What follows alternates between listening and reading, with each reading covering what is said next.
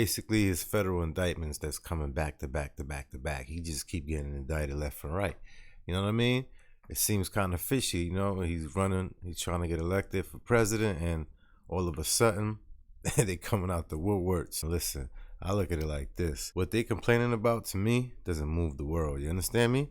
That's for people who get into their feelings, all right? But if you think logical and you on this side, then you understand what I mean. You dig?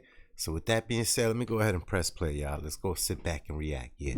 He admits that it was his laptop from hell.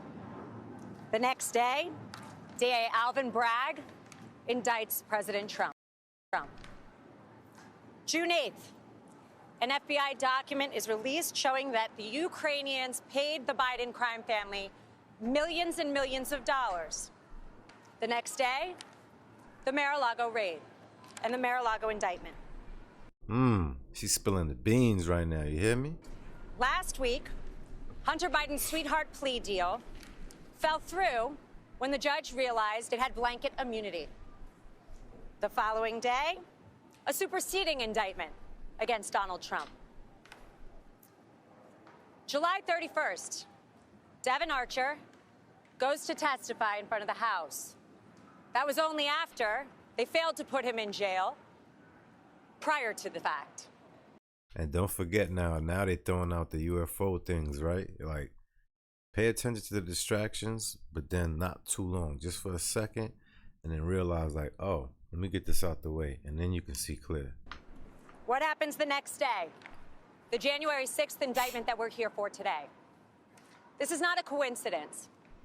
This is election interference at its finest. Facts. Against the leading candidate right now for president, for either party. President Trump is under siege in a way that we have never seen before.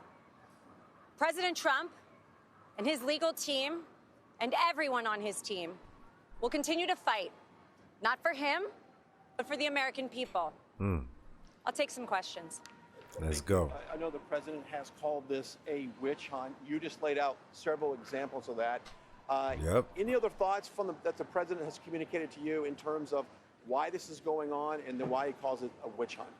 And she couldn't lay it down any better. She put it out exactly how the people need to hear it. Because you know, like I know, most of these people cannot think for themselves. So now that she said what she said, hopefully people will start putting the pieces of the puzzle together themselves. You get what I mean? I think a witch hunt is really the way that anybody should describe this, because it's not something we've seen in our time. This is not even political. This is beyond that. A witch hunt is when you relentlessly attack your opponent, when you relentlessly attack the thing that you are most afraid of. People are afraid of somebody that cannot be bought by Washington. People are afraid of somebody who is independently wealthy. She's dropping bars. You heard what she said? Can't be bought by Washington. Independently wealthy.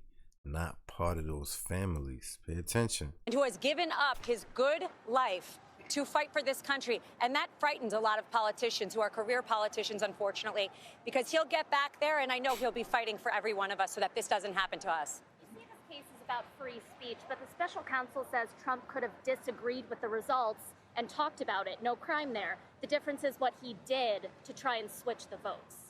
So what is it that he did to try and switch the votes that you refer to? By bringing cases, by using the law in an appropriate manner, unlike what we're sitting here today seeing. This is not appropriate. What President Trump did is he said, go patriotically and peacefully and protest. That is an American right.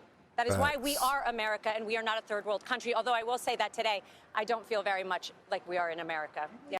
It's funny how the BLM movement, it was okay to burn things, thrash things. That was cool, right? This case should go forward before or after the 2024 presidential election? I think that every court needs to look at this as a whole, right? It's not about the January 6th case. It's about the fact that in the matter of a couple months, we have seen them try and tie up, and me as an attorney, I've never seen this, tie up one individual who's who's running a campaign, running for office for president, so that he is in court, in depositions, and distracted, so that he won't properly run for 2024. And frankly, it's not going to work. Is the legal team going to argue that the election was stolen? I don't think that that's the argument that needs to be made. I think that anybody that believes that is... Yo, she's like a She's like a pit bull. She's going at everything right now. She's like holding it down. You understand what I mean? Misreading this. The truth is, as an American, there were questions that he had regarding the election integrity. We've seen documents come out, we've seen documentaries come out showing that there were issues with the election. And frankly, by bringing this, I don't think Jack Smith really thought it through. There only has to be proof that, number one, President Trump believed that this election was not completely honest. And number two, Jack Smith has opened himself up to a can of worms that we can now look at and really examine. If you believe that he's innocent and that this is all a setup, why not bring it to trial as soon as possible before the election so that you can clear his name?